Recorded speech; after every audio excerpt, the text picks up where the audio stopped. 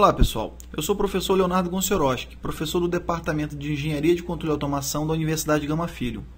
Hoje vamos fazer a nossa terceira videoaula do curso de Sistemas de Controle 1.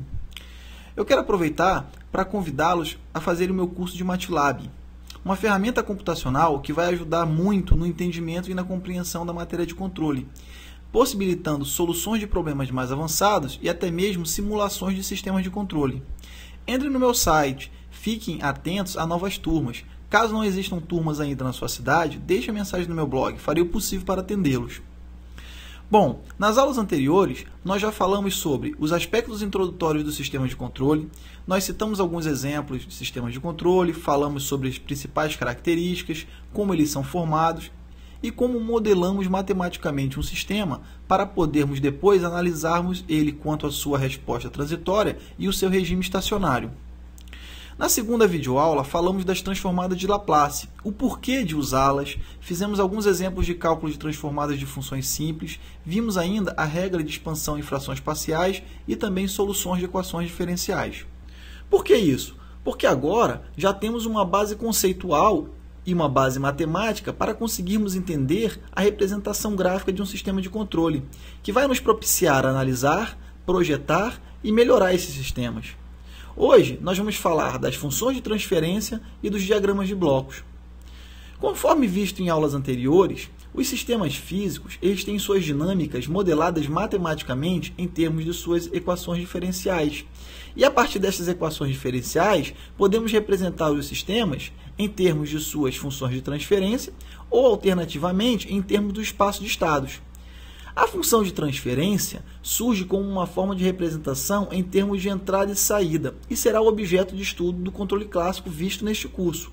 A representação de espaço de estados é normalmente utilizada para as análises de controle moderno e controle ótimo e não serão aplicadas nesse curso. Vamos utilizar novamente aqui agora o sistema de controle da antena do livro do Norman Nise, visto na primeira videoaula. Vamos lembrar que, conforme falei, um sistema mais complexo ele deve ser decomposto em subsistemas mais simples. E cada um desses subsistemas mais simples deve ter as equações diferenciais de entrada e saída do domínio do tempo transformados para o domínio dos números complexos. E isso nós faremos com o uso da transformada de Laplace. Vamos pegar, por exemplo, aqui o sistema do motor da antena. Na entrada do motor, teremos uma força eletromotriz de entrada, que vai ser responsável pela circulação de corrente na armadura do motor, fazendo-o girar. Como saída, nós vamos ter a posição angular do eixo do motor. Vamos representar esse subsistema como um bloco. A equação que aparece dentro do bloco é o resultado da razão da transformada de Laplace da saída pela transformada de Laplace da entrada deste bloco. Fazendo isso para todos os demais subsistemas que compõem o sistema de posicionamento da antena, nós teremos o que nós chamamos de diagrama de blocos. Veremos na aula de hoje que esse diagrama de blocos ele pode ser reduzido a um único bloco, que é a função de transferência resultante, e será conhecido como função de transferência de malha fechada. Essa função caracterizará completamente o sistema de posicionamento da antena. Então, note que interessante, a análise de controle do posicionamento da antena agora vai ser reduzido à análise dessa única função de transferência. Bom, vamos então definir função de transferência. Função de transferência é definida como a relação da transformada de Laplace da saída pela transformada de Laplace da entrada de um dado sistema, sob a hipótese de que todas as condições iniciais são nulas. Seja um sistema em que as equações diferenciais do sinal de saída e do sinal de entrada se relacionam da seguinte forma. Eu tenho aqui, então, a equação diferencial do sinal de saída e a equação diferencial do sinal de entrada. Quando eu aplico Laplace em todos esses termos, já dá para a gente perceber com o conhecimento que temos que aqui eu vou ter vários y grandes de S, aqui eu vou ter vários x grandes de S, ou seja, que vão nascer em função da transformada de Laplace das derivadas de cada um desses termos. E aí o que acontece? Vou colocar aqui desse lado y grande de S em evidência, vou colocar desse lado x grande de S em evidência e vou poder trabalhar matematicamente essa expressão, essa igualdade, de forma a encontrar então a função de transferência, que vai ser a transformada de Laplace da saída sobre a transformada de Laplace da entrada. Para deixar isso mais claro e vamos exemplificar, fazer um exercício. Vamos lembrar lá daquele nosso filtro passa-baixo da aula anterior, que nós modelamos ele matematicamente? Bom, a gente vai lembrar que o filtro passa-baixo, então, ele é um circuito bem simples, composto de um resistor e de um capacitor, e que a equação diferencial que regia esse sistema, esse filtro passa-baixo, é exatamente assim: a tensão de entrada de T menos capacitância vezes a resistência vezes a derivada no capacitor, menos a tensão no capacitor. Bom, se eu trocar aqui, como a gente pode ver, né, a tensão no capacitor é Vout. Como eu quero relacionar saída com entrada, eu vou trocar a tensão no capacitor por Vout. Bom, a expressão vai ficar desse jeito. Agora, se eu aplico Laplace em cada um desses termos, o que vai acontecer? Eu vou ter que a transformada de Laplace de Vin, transformada de Laplace da derivada de Vout e transformada de Laplace de Vout. Como a gente já sabe, essa expressão vai ficar desse jeito. Note agora que se eu coloco Vin de um lado e Vout do outro, eu encontro exatamente aqui as transformadas de Laplace da expressão de entrada e as transformadas de Laplace da expressão de saída. Aí, no caso da expressão de entrada, não chega a ser uma equação diferencial, então, na verdade, ela ficou só a função aqui de um número complexo, Vin, né, a transformada de Laplace de Vin de t. Desse lado, Vout de S, ele pode ser posto em evidência. Então, o que nós vamos fazer? Colocamos ele em evidência. E agora, quando eu arrumar essa expressão, eu tenho como colocar, então, a transformada de Laplace da saída sobre a transformada de Laplace da entrada. O que vai resultar, se a gente trabalhar essa expressão, em uma função de transferência que vai ser 1 sobre RCS mais 1. Então, o que é esse valor? Esse valor é a função de transferência do meu filtro. Se eu representar aqui meu filtro por um bloco, na verdade, o que vai dentro desse bloco é exatamente a função de transferência que a gente encontrou. Ou seja, essa função de transferência, ela registra matematicamente a transformação que esse bloco faz sobre essa variável de entrada, né, dando como resultado essa variável de saída. Tudo isso no domínio dos números complexos. Se a gente quisesse essa resposta no domínio do tempo, a gente teria que aplicar depois na resposta, aqui, a transformada inversa de Laplace. Bom, então para fixar esse conhecimento, vamos calcular aqui a função de transferência desse sistema massa-mola, cuja equação diferencial que rege o sistema está aqui embaixo. A primeira coisa que nós temos que fazer, então, é aplicar a transformada de Laplace em cada termo dessa equação diferencial. Então, a gente aplicou aqui, né? Vamos limpar, vamos subir aqui essa expressão. E a gente sabe já calcular a transformada de Laplace de derivadas. Então, da derivada segunda vai dar essa expressãozinha aqui, maior. Da derivada primeira vai dar essa outra expressão. Transformada de Laplace aqui da função vai dar x de s. Essa outra função de entrada vai dar f de s. Como a gente sabe que para cálculo de funções de transferência a gente tem que considerar as condições iniciais nulas, então isso... x de 0 é igual a 0, derivada primeira de x de 0 também é igual a 0. Então, a gente vai descartar, essa expressão vai se reduzir a isso aqui. Nota que desse lado, como já era esperado, eu fiquei com x grande de s nesses termos. Eu posso colocar esse x grande de s aqui em evidência, né? E para me calcular a transformada ou a função de transferência, o que eu preciso? Eu preciso, na verdade, da transformada de Laplace da saída sobre a transformada de Laplace da entrada. Então, eu vou colocar esse f de s aqui para baixo. E esse restante aqui, essa expressão resultante aqui, eu vou colocar para o outro lado. Vai ficar desse jeito. Então, está aqui, transformada de Laplace da saída sobre transformada de Laplace da entrada. Que vai resultar nisso aqui, né? 1 sobre ms ao quadrado mais fvs mais k, que na verdade é uma função de transferência de segunda ordem, porque na verdade o denominador aqui eu tenho um polinômio de segunda ordem. Então, a gente diz que essa equação, essa função de transferência, é uma função de transferência de segunda ordem. Então, aqui eu tinha o meu processo, tinha a equação diferencial que regia o meu processo, a equação diferencial de saída, a função de entrada, e quando eu apliquei Laplace, então, eu cheguei na função de transferência, né? Apliquei Laplace em toda a expressão, fiz uns ajustes algébricos e cheguei aqui na expressão da função de transferência desse subsistema, ou desse sistemazinho massa-mola. Esse sistemazinho massa-mola, então, representado no diagrama de blocos, ele vai ser esse bloquinho com a função de transferência dentro, ou seja, essa função de transferência é justamente o registro matemático da mudança, né, que vai ocorrer nessa entrada. Assim como quando eu entro com uma força aqui, f de s, no domínio dos números complexos, eu vou ter essa modificação, vou multiplicar por a função de transferência e vou ter um resultado x de s no domínio dos números complexos. Se eu quiser, então, calcular a resposta x de t no domínio do tempo, eu aplico a transformada inversa de Laplace nesse x de s. E é assim que funciona, pessoal. Vamos então analisar agora os diagramas de blocos. Um diagrama de blocos de um sistema é uma representação gráfica das funções desempenhadas por cada subsistema e do fluxo de sinal entre eles. O diagrama de blocos descreve o interrelacionamento que há entre os subsistemas que compõem um sistema maior. Foi o que a gente viu até agora. Ao contrário de uma representação matemática abstrata, o diagrama de blocos tem a vantagem de indicar realisticamente o fluxo de sinal, né? Que é representado por essas setinhas aqui que a gente pode ver nesse diagrama de blocos. Trata-se de um método potente para análise de sistemas. Nesse diagrama de blocos, por exemplo, mostra os componentes mais importantes e essenciais de um processo a ser controlado. Temos um bloco que representa a planta, outro que representa o controlador e transdutores de entrada e de saída para fazer a conversão da unidade de medida apropriada para que um sinal de erro, que é a diferença entre o sinal de saída e o sinal de entrada, possa ser calculado. Note ainda que as funções envolvidas no diagrama de blocos são sempre uma função de S, ou seja, são funções de transferência no domínio dos números complexos. Por essa razão, podemos simplesmente obter a saída de cada bloco multiplicando a entrada pela função de transferência do bloco. Isso só é possível porque nós estamos trabalhando com funções de transferência no domínio dos números complexos. Vamos conhecer então os elementos básicos de um diagrama de blocos. Os elementos básicos são o ponto de soma, o bloco propriamente dito e um ponto de derivação. O ponto de soma, ele soma ou subtrai os fluxos que chegam nele. Como resultado aqui, o fluxo de saída é o resultado dessa soma ou dessa subtração. Se será soma ou subtração, o que vai dizer vai ser esses sinaizinhos que deverão ser informados aqui nas entradas do ponto de soma. O ponto de derivação, ele deriva fluxos. Então, eu tenho, na verdade, uma bifurcação de fluxos aqui num ponto de derivação.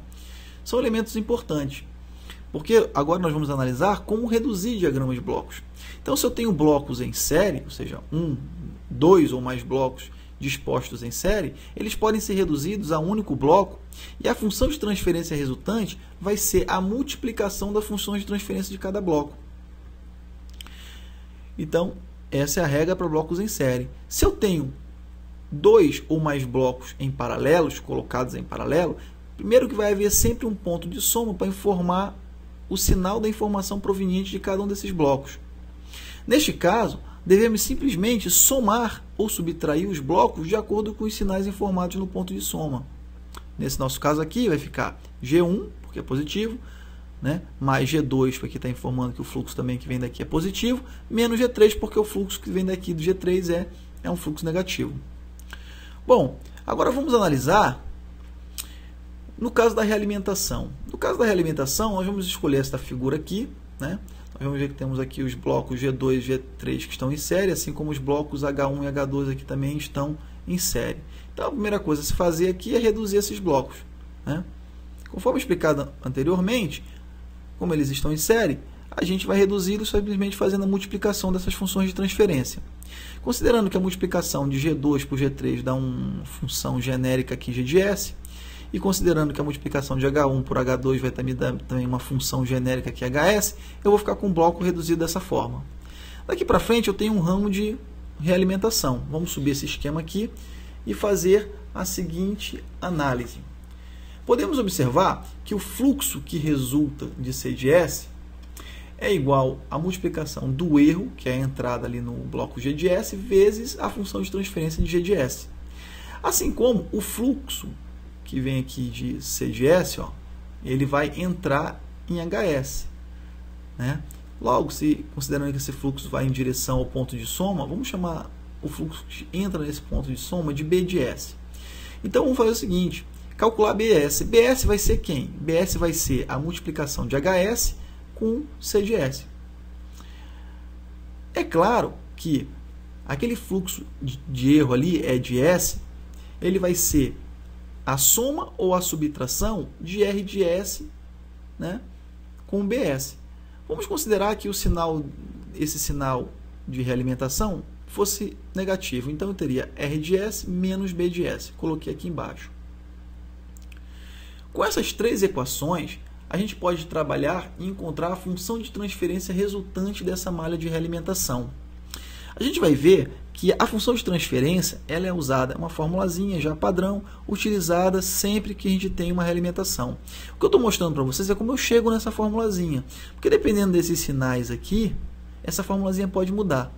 E aí o que acontece? Eu explicando para vocês como que eu chego nessa fórmula através dessas três expressões que foram tiradas de forma bem óbvia dessa malha de realimentação, vocês não terão dificuldades caso esses sinais aqui sejam alterados por qualquer circunstância. Bom, E de S é igual a RS menos BS. Né? Chegamos à conclusão que nós vamos estar adotando aqui um sinal de menos aqui. Depois a gente vai ver como é que ficaria isso para o sinal de mais. Nós vamos adotar inicialmente o sinal de menos. Bom, vou substituir então esse E de S nessa expressão. Vai ficar desse jeito. Né? Quando eu substituo E de S por RBS menos S, vou ter RBS menos BS vezes G de S. Agora, o que acontece? BS, a gente já tinha visto que vai ser igual a CS vezes H de S. Então, eu vou substituir agora BS nessa expressão. Vai ficar desse jeito. Multiplicando ali o G de S e colocando ele para dentro aqui do colchete, multiplicando por R de S, multiplicando por CS H de S, eu encontro essa expressão. Eu colocando C de S e essa expressão aqui que tem C de S para esse lado, eu vou ter C de S mais C de S vezes G de S vezes H de S igual a R de S e G de S, que foi o que sobrou desse outro lado da igualdade. Colocando C de S em evidência, vou ficar desse jeito. Coloco C de S em evidência, né? Aqui vai ficar 1, aqui vai ficar G de S, H de S, igual a R de S e G de S. O que eu quero, na verdade, o que eu quero é a função de transferência que rege essa realimentação, ou seja, eu quero a saída sobre a entrada. Então, eu quero CS sobre R de S. Aqui eu tenho CS e aqui eu tenho R de S. Vou passar R de S para esse lado, né? E aí, para ficar com C de S sobre R de S isolado, eu vou passar essa expressão aqui, 1 mais G de S, H de S, para o denominador desse outro lado da igualdade, ficando desse jeito. Então, essa expressão é a expressão da função de transferência de uma malha de realimentação, onde eu tenho um bloco aqui e um bloco de realimentação. Bom, então a gente já sabe que agora, que quando eu tiver uma malha de realimentação como essa, eu consigo reduzir essa malha de realimentação a um bloco, onde eu, dentro desse bloco, o valor resultante vai ser G de S sobre 1 mais ou menos de G de S, H de S. Esse valor será mais quando a realimentação for negativa. E esse valor será menos quando essa realimentação for positiva. Então, esse sinal de mais ou de menos aqui, ele é definido por essa malha de realimentação aqui. O sinal que chega aqui, se a retroação é negativa ou a realimentação é negativa, o sinal será mais. Se a retroação ou a realimentação for positiva, o sinal será de menos. É importante esclarecer ainda que o valor de G de S vezes o valor de H de S representa a função de transferência de malha aberta, enquanto que o valor de G de S sobre 1 mais ou menos G de S, H de S é a nossa função de transferência de malha fechada. Bom, pessoal, para reforçar esses conhecimentos, então, vamos pegar esse diagrama de blocos aqui bem mais extenso e vamos reduzir esse diagrama de blocos a um único bloco. Bom, a gente pode analisar, verificar que de cara aqui eu vejo dois blocos em série. Então, quando eu tenho dois blocos em série, né, eu posso fazer o quê? Eu posso fazer a redução desses dois blocos multiplicando as suas respectivas funções de transferência. Então, eu reduzo isso a um único bloco, que o resultado é justamente a função de transferência de G1 vezes a função de transferência de G4. Agora, o que acontece? A gente vai ver que ficou aqui um conjunto de blocos que estão reorganizados como um ramo de realimentação, de fácil solução. De acordo com o que aprendemos, a função de transferência equivalente a esse ramo de realimentação é dada por essa expressãozinha aqui, GS sobre 1 mais GS H de S, onde, na verdade, GS é o bloco de cima, né? E H de S é o bloco de realimentação. Fazendo a analogia aqui dos blocos, o nosso GS aqui vai ser G1 vezes G4, né? E o nosso H de S vai ser o H1 de S aqui no caso. Então, substituindo G1 de S em GS, H1 de S aqui em H de S, a gente vai encontrar, entendeu? Exatamente esse resultado. Então, em cima ficou G1 vezes G4, embaixo ficou 1 menos H1 G1 vezes G4. É importante que a gente note que o sinal ficou de menos aqui, porque a nossa realimentação, nesse caso, é uma realimentação positiva. Vamos desenhar aqui, então, o restante do diagrama de blocos, né? A gente vê também esses dois blocos em paralelo, né? Os dois blocos em paralelo a gente resolve somando ou subtraindo as funções de transferência desses blocos de acordo com o que é apresentado aqui no ponto de soma. Os fluxos aqui que chegam no ponto de soma, eles são representados de forma positiva ou negativamente pelos sinais. Então, tanto o fluxo de G3 como o fluxo de G2, nesse caso, são positivos. Então, a gente vai somar G2 e G3 e vai encontrar essa esse bloco aqui. Nós temos agora uma nova realimentação, sendo que de cara a gente percebe aqui dois blocos em série. Se tem dois blocos em série, para resolver o que a gente faz? A gente, na verdade, faz a multiplicação desses dois blocos, né? E depois, então, faz a realimentação usando essa expressão. Bom, se eu trabalhar esses blocos agora, essa nova malha de realimentação, eu vou chegar aos seguintes cálculos, né? Multiplicando esse bloco por esse, eu vou encontrar essa expressão grande aqui, né? G1, G4, vezes G2 ou G3 mais G2, sobre 1 menos H1, G1, G4. Essa expressão grande aqui, que vai ser o meu bloco de cima. Então, usando aquela expressão, bloco de cima, né? 1 sobre 1 mais, aqui no caso vai ser mais porque a minha realimentação aqui é negativa, o bloco de cima vezes o bloco de baixo, no caso o bloco de baixo é H2. Né? O bloco de cima, eu repito, é a multiplicação desses dois blocos, dá esse resultado aqui. Então, aparece esse resultado aqui, ele aparece aqui embaixo novamente multiplicando H2. Bom, se eu soluciono, se eu reduzo essa expressão grande, eu vou acabar chegando nessa expressão aqui, que essa expressão é a expressão do meu diagrama de blocos, ou seja, é a expressão reduzida desse diagrama de blocos grande aqui inicial. Vejamos agora um outro exemplo, né? Um outro diagrama de blocos. Aqui nós não estamos trabalhando com funções de transferência genéricas, nós estamos trabalhando com valores de funções complexas.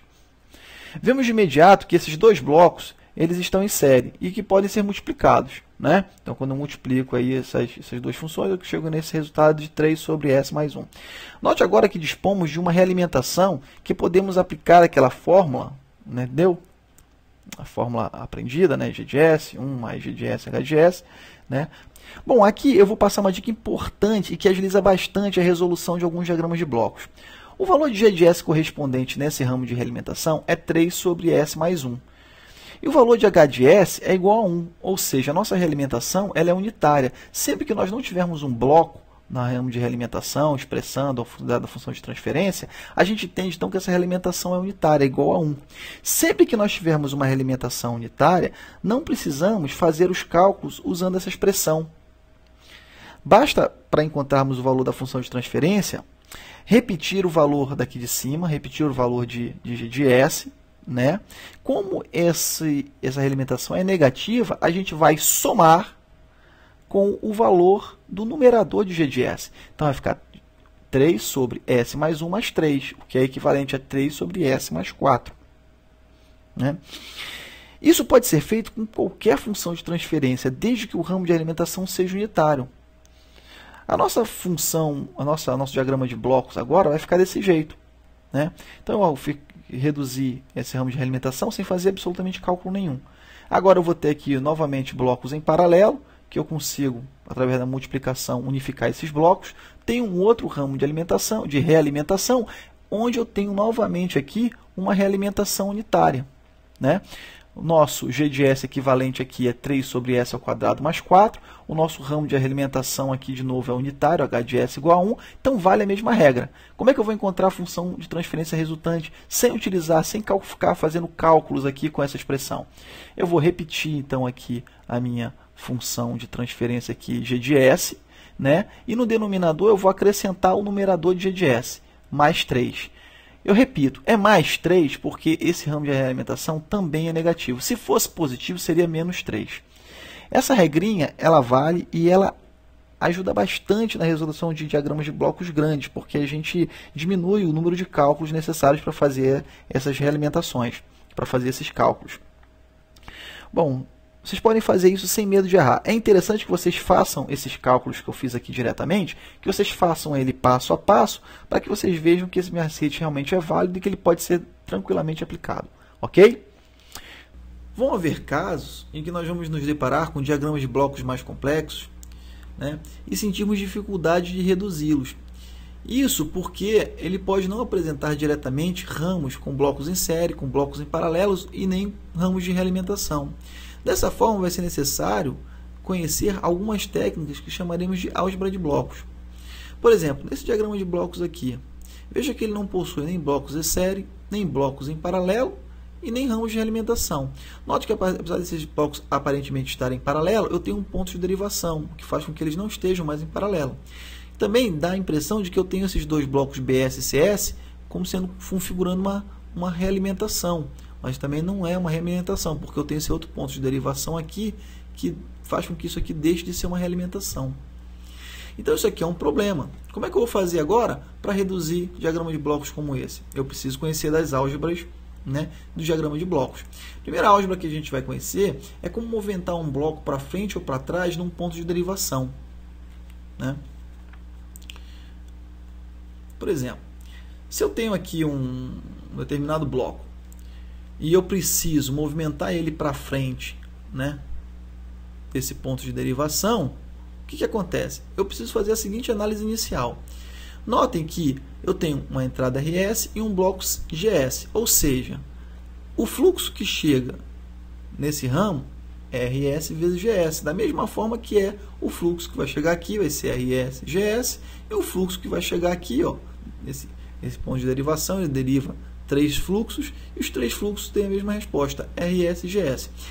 No momento em que eu preciso, o que eu opto por movimentar esse bloco para frente desse ponto de derivação, notem que se eu simplesmente fizer isso, eu vou mudar esses resultados aqui. Porque agora, ó, notem que eu chego com R de S nesse ponto de derivação, eu tenho R de S chegando aqui, aqui e aqui. Então, os resultados que eu terei agora vai ser aqui R de S vezes GS, aqui apenas R de S e aqui apenas R de S. Ou seja, as respostas desse meu sistema são diferentes desse. Então, sempre que eu movimentar um bloco, entendeu, para frente de um ponto de derivação, eu preciso também colocar aqui, ou seja, multiplicar os outros ramos oriundos desse ponto de derivação pelo mesmo valor de G de S. Dessa forma, eu equalizo aqui o resultado, fazendo com que eu não mexa no meu sistema original. A resposta desse sistema agora é exatamente igual ao do sistema original. Então, qual é a regra que é a ser aprendida? Quando eu movimentar um bloco para frente de um ponto de derivação, eu tenho que ver todos os ramos derivados desse ponto de derivação e multiplicar esses ramos pelo mesmo valor do bloco que eu, no caso, passei para frente. Se fosse um processo inverso, eu tivesse que passar o bloco para trás de um ponto de derivação, por exemplo, vamos supor que eu tivesse aqui um sistema onde eu tenho aqui um bloco após esse ponto de derivação, e eu, para resolver ou para facilitar a resolução do meu diagrama de blocos, eu precisasse passar esse bloco para trás do ponto de derivação. O que aconteceria? Eu teria que novamente analisar primeiro as saídas. Aqui eu tenho R de S e S. Desculpa, R de S e G de S.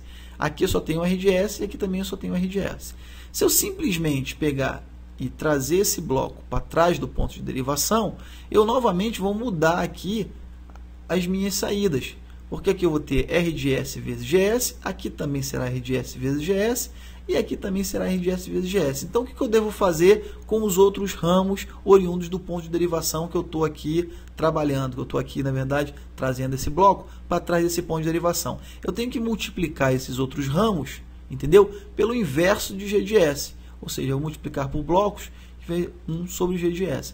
Notem que quando eu faço isso, né, agora eu tenho aqui na frente, ó, as respostas exatamente iguais a que eu tinha aqui, porque eu tenho R de S vezes G de S, mas como aqui eu divido por G de S, eu cancelo, eu tenho apenas o R de S. A mesma coisa acontece com esse outro fluxo, e assim eu não mexo também no meu sistema. Apesar de eu ter mexido na posição do meu diagrama de bloco, a resposta final desse sistema não foi alterada. Então, qual é a regra a ser aprendida aqui? Sempre que eu passar um bloco para trás de um ponto de derivação, eu preciso multiplicar os outros ramos oriundos desse ponto de derivação pelo inverso do valor desse bloco.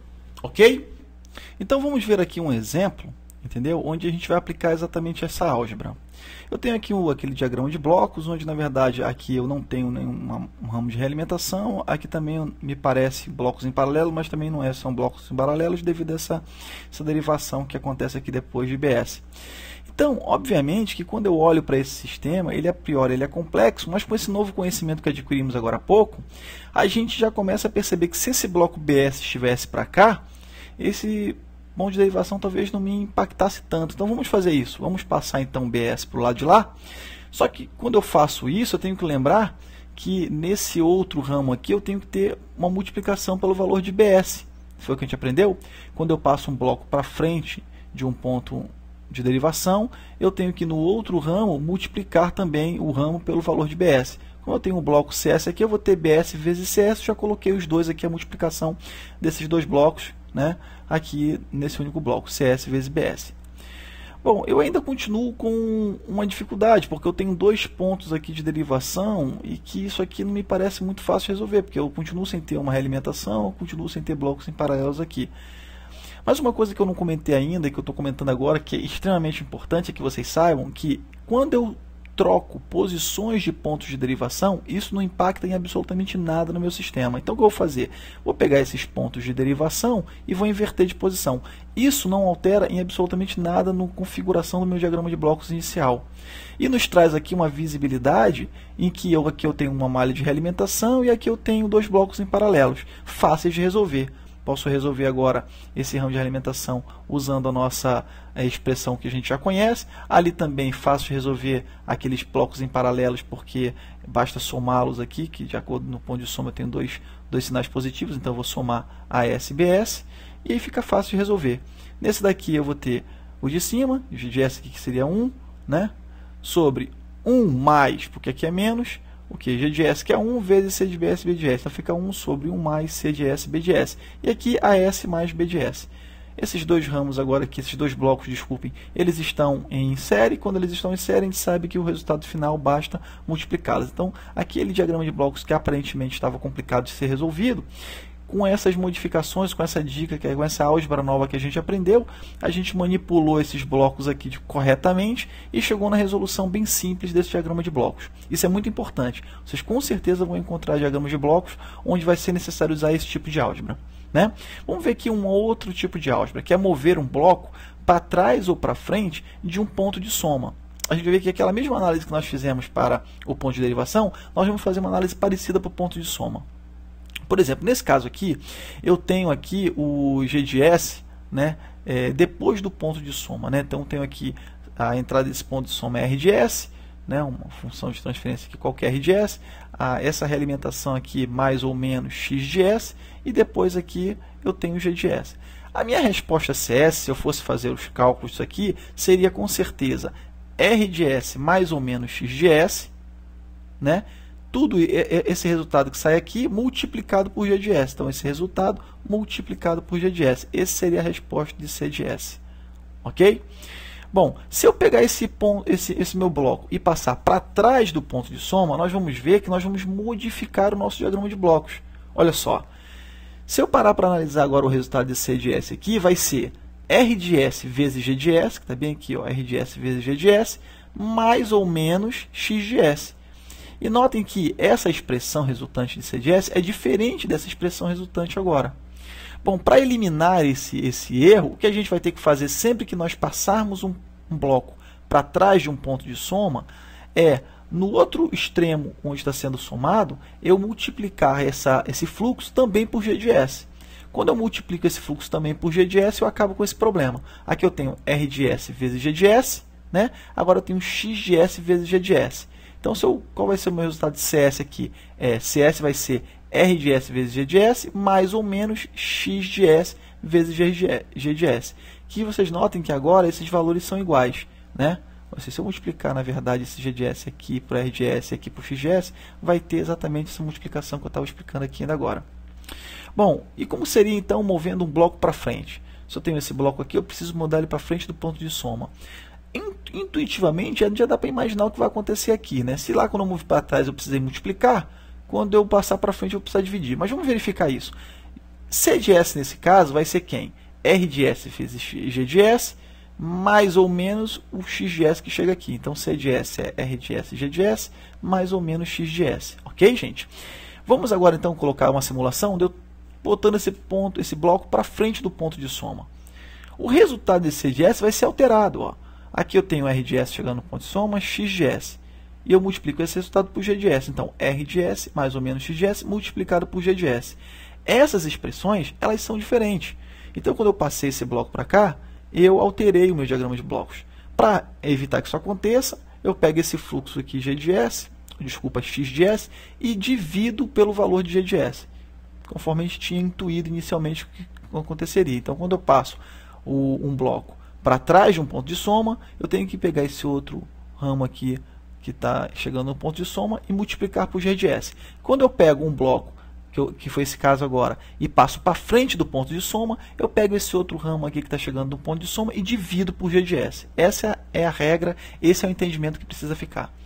Vamos ver aqui um exemplo onde eu preciso utilizar essa regra.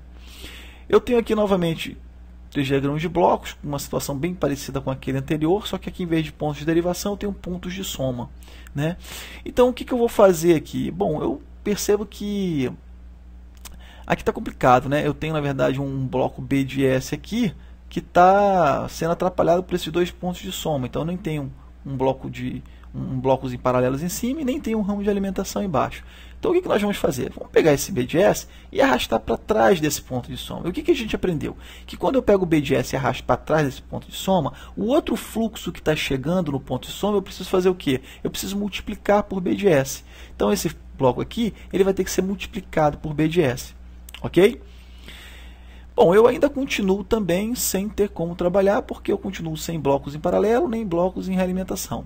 Da mesma forma como nós fizemos com os pontos de derivação, os pontos de soma eles também podem ser modificados, trocados de posição, sem que altere o meu diagrama de blocos. Então, se eu modificá-los aqui, conforme mostra na figura, ou seja, eu trouxe esse ponto de soma para cá, e esse eu levei para lá, ó. Então, na verdade, a chegada C de S, B de S aqui negativa no ponto de soma está chegando aqui, ó. C de S, B de S está chegando aqui, né? E essa minha realimentação que estaria chegando aqui, agora ela vai estar chegando bem aqui logo depois de B. Quando eu fiz essa troca com esses pontos de soma, eu fiquei com, né, configurações bem simples de se resolver. Aqui 2 blocos em paralelo e aqui um ramo de realimentação. 2 blocos em paralelo, então a gente aqui nesse caso, como esses valores são positivos, eu somo os 2 blocos, e o ramo de realimentação, basta aplicar aquela fórmula já velha conhecida da gente, e eu também resolvo a simplificação, a redução desse diagrama de blocos, que a priori era complicado. Ok? Então vamos ver aqui, gente, agora como que funciona se eu tivesse diagrama de blocos com mais de uma entrada. Todos os diagramas de blocos que nós vimos até agora são diagramas de blocos com apenas uma entrada e uma saída. Só que eu posso ter sistemas em que eu tenho múltiplas entradas e múltiplas saídas. Eu posso ter uma entrada e várias saídas, eu posso ter várias entradas e uma saída. Bom, isso torna-se necessário esse estudo e esse entendimento da redução desse tipo de diagrama de blocos, principalmente quando a gente avalia processos que são influenciados por distúrbios, que é esse exemplo aqui. Aqui eu tenho um exemplo de um diagrama de blocos de um processo de torque de motor, né? Eu tenho uma entrada RDS aqui, uma entrada de referência, né? RDS, e eu tenho aqui um distúrbio afetando diretamente essa minha malha, ou seja, isso aqui é algo que não estava previsto no meu processo, é um distúrbio, é uma coisa, uma anomalia, uma coisa indesejada que está acontecendo no meu processo, que com certeza vai infectar aqui a minha saída vai passar a conter um erro no regime estacionário que vai precisar ser corrigido com esse ramo de realimentação. Ok? Então vamos analisar como que eu simplificaria um diagrama de blocos, entendeu? Com 2 ou mais entradas. Vou fazer um exemplo simples com 2 entradas, para que a gente não gere aqui uma complexidade de cálculo muito grande nessa etapa inicial de aprendizagem, né? Para resolver um diagrama de blocos com 2 ou mais entradas, eu devo então seguir os seguintes passos. Eu faço todas as entradas iguais a 0, exceto uma. Bom, se eu tenho esse exemplo aqui de cima, eu vou fazer, tenho só 2, né? Então eu faço uma igual a 0 e considero a outra, certo? Depois o que eu faço? Eu reduzo o diagrama de blocos para essa entrada escolhida. Bom, se eu decidir então aqui que primeiramente D vai ser igual a 0, eu faço a redução para R, né? Para a entrada R, reduzo o meu diagrama de blocos, considerando que isso aqui é 0. E aí, o que eu faço? Depois que eu reduzir, eu calculo a resposta do sistema para essa entrada. Daqui a pouco eu vou mostrar um exemplo e a gente vai ver com mais claro como é que eu calculo essa resposta. Tá? Bom, depois eu vou repetir os passos 1 e 3 para outra entrada, ou seja, vou considerei essa aqui inicialmente igual a 0, fiz os cálculos para R. Agora eu vou considerar R igual a 0 e vou fazer os cálculos para D. Né? Depois eu vou somar algebricamente as saídas encontradas. Para ficar mais claro, vamos fazer um exercício. Né? Bom, é importante que se diga que isso só é possível quando o meu sistema é linear. Na primeira videoaula eu defini o que é um sistema linear. Um sistema linear é aquele que obedece o princípio da superposição. Né? Então, para que eu faça esse tipo de análise no diagrama de blocos, eu preciso ter certeza que meu sistema é linear. Se ele for não linear, eu preciso linearizar esse meu sistema. Ok? Então vamos seguir. Aqui um exercíciozinho bem simples, com 2 entradas e uma saída. como é que eu vou determinar a saída C do meu sistema linear? Né? Vou fazer o seguinte, eu vou ter que primeiro fazer o seguinte, fazer todas as entradas iguais a zero, exceto uma. Bom, todas as entradas aqui, nesse caso, só tenho duas. Então, eu vou fazer uma igual a zero e vou fazer os cálculos para outra. Vou fazer inicialmente U igual a zero. Quando eu faço a entrada U igual a zero, isso aqui deixa de ter qualquer tipo de função. Esse bloquinho aqui pode desaparecer, porque se eu não tenho nada chegando aqui, eu tenho simplesmente G1 chegando em G2. Não vai ter informação nenhuma chegando aqui, então vamos desaparecer com esse bloco. Ok?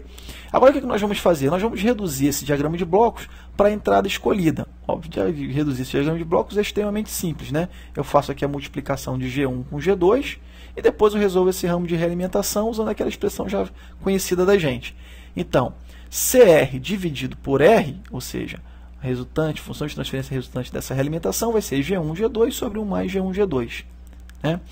O que eu disse que explicaria depois, que é calcular a resposta do sistema para essa entrada, é fazer o seguinte, a resposta do sistema é CR, a entrada é R, ela está dividindo. Se eu quero só a resposta do sistema, eu passo a minha entrada para o lado de lá multiplicando, já que ela está dividindo aqui desse lado da igualdade, ela pode passar para o outro lado multiplicando. Então, a minha resposta C para a entrada R, que eu chamei de C de R, é G1 vezes G2 sobre 1 mais G1 vezes G2 vezes a entrada R.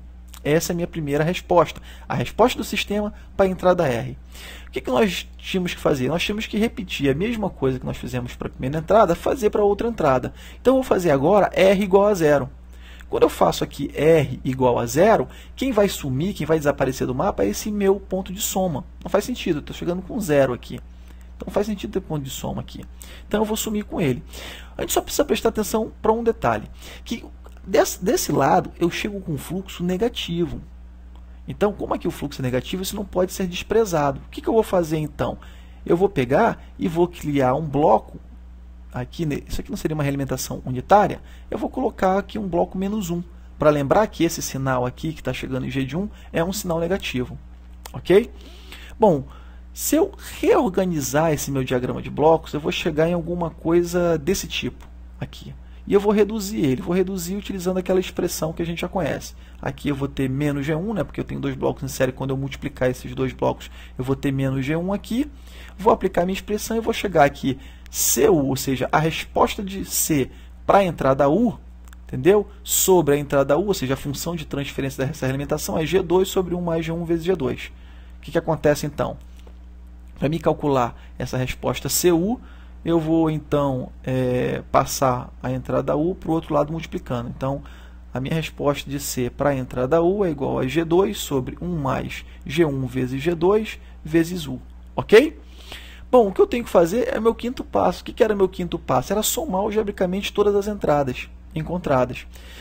Desculpa, todas as saídas encontradas. Aqui eu tenho C de R, que era G1 vezes G2 sobre 1 mais G1, G2 vezes R. CU, que era G2 sobre 1 mais G1 vezes G2 vezes U. E a minha resposta C, que é a resposta do meu sistema, a resposta que eu quero, é a soma algébrica dessas respostas para cada uma das entradas colocadas individualmente. Isso é puramente a definição de sistemas lineares. Por isso que isso aqui só vale e só é aplicado se o meu sistema ele for linear. Ok? Então, essa aqui vai ser a minha resposta C do meu sistema de exemplo. Bom, gente, na videoaula de hoje, nós vimos funções de transferência, depois nós vimos os diagramas de blocos, nós vimos como reduzir diagramas de blocos mais simples e mais complexos, vimos a álgebra de blocos, vimos diagramas de blocos com múltiplas entradas, que é de fundamental importância, principalmente quando a gente for estar estudando a análise do erro estacionário, né? Onde eu tenho um distúrbio entrando no meu sistema, na minha malha de controle, e eu preciso levar em consideração esse distúrbio e fazer cálculos com esse distúrbio. Eu espero, sinceramente, que a aula de hoje tenha sido proveitosa, tenha sido importante, né? Eu agradeço muito a atenção de vocês. Deixo novamente aqui o meu site www.prof-leonardo.com.br e peço para que vocês visitem o site e acessem as novas videoaulas que estão por vir, videoaulas dos capítulos posteriores aí do curso de controle 1, ok? Um abraço, bons estudos.